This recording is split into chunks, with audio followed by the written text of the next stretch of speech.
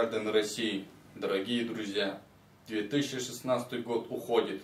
Он был непростым, но трудности, с которыми мы столкнулись, сплотили нас, побудили открыть огромные резервы наших возможностей для движения вперед. Главное, мы верим в себя, своей силой, в свою страну.